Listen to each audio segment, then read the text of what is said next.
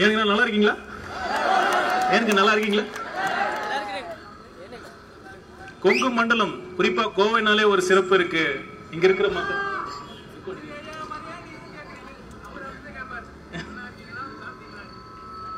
இங்க இருக்கிற மக்கள்லாம் ரொம்ப அன்பானவங்க,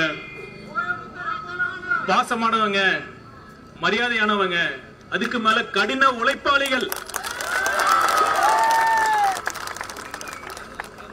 தென்னிந்தியாவின் மான்செஸ்டர்னு கோவை பேர் பெற்றிருக்குன்னா அது காரணம் இங்க இருக்கிற ஒவ்வொரு மக்களோட உழைப்பு தான்.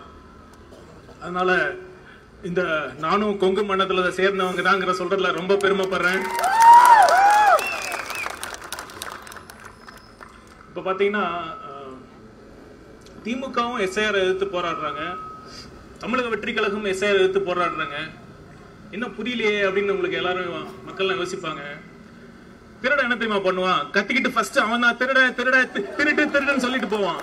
அந்த மாதிரி இந்த எஸ்ஐஆரை பயன்படுத்தி திமுக எந்தெந்த விதத்துல எல்லாம் தமிழக வெற்றி கழகத்தின் வாக்காளர்களை அவங்க வாக்கு உரிமையை பறிக்க முடியுமோ அந்த மாதிரி பிளான் பண்ணிட்டு இருக்காங்க. ஏன் தெரியுமா? தேர்தலுக்கு ஒரு சிறப்பு இருக்கு. தேர்தலோட சிறப்பு என்ன? நீங்க எவ்வளவு பெரிய ஆட்சி பண்ணாலும் சரி, நீங்க சிஎம் இருந்தாலும் சரி, மினிஸ்டரா இருந்தாலும் சரி, எவ்வளவு பெரிய பதவியில் இருந்தாலும் சரி, ஓட்டு கேட்க வீதிக்கு வரணும். ஓட்டு கேட்க வரணுமா இல்லையா? ஒவ்வொரு வீடு தேடி வரணுமா இல்லையா?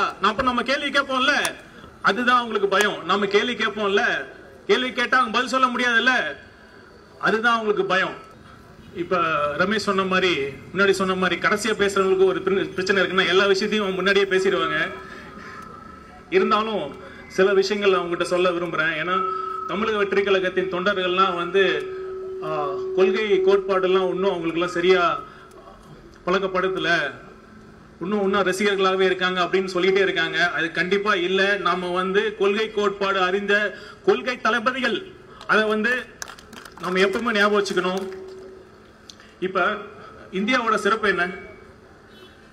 உலக அரங்குல இந்தியாவோட சிறப்புனா என்ன சொல்லுவீங்க? நாம என்ன ஒவ்வொரு ஒலிம்பிக்ஸ்லயும் 30-40 ஒலிம்பிக் தங்க பதக்கம் வென்னுட்டு வருமா?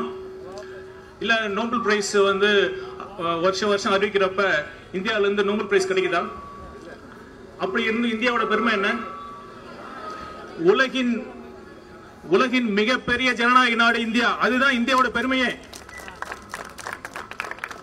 இந்தியாவோட உலகோட பழமையான ஜனநாயக நாடு எது? உலகின் மிக பழமையான ஜனநாயக நாடு அமெரிக்கா. அதை ஏன் சொல்லணும்னா பின்னாடி நான் சொல்றேன். அதுக்கு ஒரு காரணம் இருக்கு. இப்ப இத்தகைய ஜனநாயகத்துல அதோட ஜனநாயகத்தின் ஆணி வேர்னு எதை சொல்லுவோம்? ஃப்ரீ அண்ட் ஃபேர் எலெக்ஷன்ஸ், நியாயமான மற்றும் சுதந்திரமான தேர்தல். அதுதான் இந்த ஜனநாயகத்தின் ஆணி வேர். இதற்காக தான் நம்ம இந்திய அரசியலமைப்பு சட்டம் வகுக்கப்பட்ட போது இதற்காக தனியாக சிறப்பாக ஒரு பிரிவு சேர்த்திருக்காங்க. நம்ம இந்திய அரசியலமைப்பு சட்டத்தின் ஒரு சாராம்சமா, ஒரு சம்மரியா சொல்லணும்னா என்ன சொல்லுவோம்? நீ யாரா இருந்தாலும் சரி, நீ எந்த ஜாதியில பிறந்திருந்தாலும் சரி, நீ ஏழையா இருந்தாலும் சரி, பணக்காரனா இருந்தாலும் சரி, நீ எந்த மதத்தை பின்பற்றினா இருந்தாலும் சரி, நீ படிச்சிருந்தாலும் சரி, படிக்கலனாலும் சரி, அனைவரும் சமம்.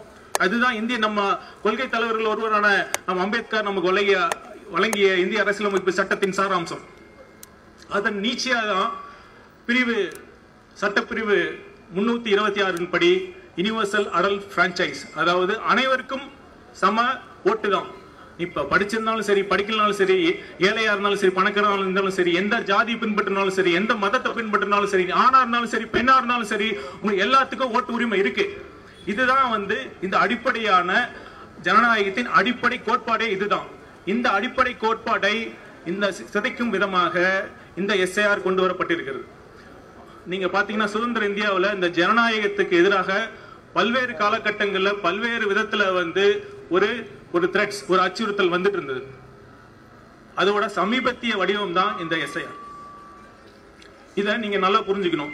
இப்ப நான் சொன்னல, அனைவருக்கும் சம வாக்குரிமை இருக்குன்னு சொல்றீங்கல்ல, நீங்க நினைக்கலாம் இது என்ன பெரிய விஷயம், ஒரு நாடுன்னு இருந்தா இப்படிதான் இருக்கணும், எல்லாத்துக்கும் ஓட்டு இருக்குன்னு தானே அப்படின்னு நினைப்பீங்க. பட் ஆனா இதோட வரலாறு நீங்க புரிஞ்சுக்கணும். சுதந்திரத்துக்கு முன்னாடி நம்ம பிரிட்டிஷ் நம்மள ஆண்டப்ப அப்பயும் எலெக்ஷன் நடந்தது, தேர்தல் நடந்தது. அப்ப எல்லாத்துக்கும் ஓட்டு இருந்துச்சா அப்படிங்கிற கேள்வி நீங்க கேட்கணும். அப்ப இல்ல. அப்ப படிச்சவங்களுக்கு மட்டும்தான் ஓட்டு போட்டாங்க, ஓட்டு போற உரிமை இருந்தது. பணக்காரன் சொத்து இருக்கணும், படிச்சிருக்கணும். குறிப்பா ஆண்களுக்கு அதிகமா ஓட்டு இருந்தது. கடைசியா நடந்த 1937 தேர்தல்ல நீங்க உங்களுக்கு ஆச்சரியப்படும் வகையத்துல நான் சொல்றேன், எத்தனை பேர் தகுதியான வேட்பாளர் இருப்பாங்கல்ல, இப்ப தகுதியான வேட்பாளர் இருக்கிறத வெறும் 14% மக்களுக்கு மட்டுமே ஓட்டு உரிமை இருந்தது. ஆனா நம்ம சுதந்திரம் அடைஞ்சப்ப நம்ம அரசியல் சாசன சபையில நம்ம கான்ஸ்டிடியூஷன் எழுதுறப்ப இது ஒரு டிபேட் இருந்தது. அப்ப சுதந்திரம் அடைந்த சமயத்துல இந்தியாவுடைய படிப்பறிவு ரொம்ப கம்மியா தான் இருந்தது. 12% 14% தான் இருந்தது. இப்ப நிறைய பேர் சொன்னாங்க, படிக்காதவங்களா எப்படி கரெக்டா சிந்திச்சு ஓட்டு போடுவாங்களா, இந்த ஜாதியில இருக்கிறவங்களுக்கு எல்லாம் சிந்திக்க முடியுமா, இவங்களுக்கு எல்லாம் ஓட்டு உரிமை கொடுக்கலாமா அப்படிங்கிற சிந்தனை எல்லாம் இருந்துச்சு. இதெல்லாம் நல்லா தீவிர டிபேட்டுக்கு பிறகுதான் இந்த அனைவரும் சமம், அனைவருக்கும் ஓட்டு உரிமை என்கிற உயர்ந்த கோட்பாடு நம்ம இந்திய அரசியலமைப்பு சட்டம் சுதந்திரம் அடைந்த முதல் நாள் இருந்தே நம்ம கொண்டு வந்தோம். ஆனா மேலை நாடுல கூட அப்படி கிடையாது. நான் சொன்னல, உலகின் பழமை வாய்ந்த ஜனநாயகம் அமெரிக்கால கூட பெண்களுக்கு வாக்குரிமை 150 வருடங்களுக்கு பிறகுதான் அமெரிக்காவிலே பெண்களுக்கு வாக்குரிமை கிடைச்சது.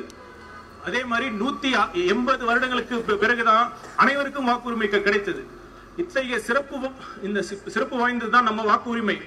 இந்த வாக்குரிமை நமக்கு கொடுத்தது யாரு? நல்ல ஞாபகம் வச்சுக்கோங்க, இந்த வாக்குரிமை நமக்கு கொடுத்தது யாரு?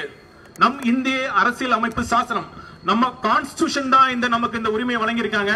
இதை யாராலும் பறிக்கவே முடியாது, எந்த சக்தியினாலும் பறிக்க முடியாது. சரி, இந்த எஸ்ஐஆர் பத்தி நம்ம எல்லாரும் சொன்னாங்க. நான் ஒரு அடிப்படையில சில விஷயங்கள் மட்டும் நான் சொல்லிக்கிறேன். எஸ்ஐஆர் அவசியமா? அவசியம்லாம் இல்லைங்க, ரொம்ப ரொம்ப அவசியம். ஏன்னா இதுதான் நான் சொன்ன மாதிரி நம்ம தேர்தல் வாக்குப்பட்டியலில் இருக்கிறது, இவங்க தான் போய் ஓட்டு போட முடியும். இப்ப இவ்வளவு முக்கியமான இவ்வளவு அவசியமான விஷயத்தை ஏன் இவ்வளவு அவசர கதியில பண்றீங்க? அதுதான் நம்ம கேள்வியே.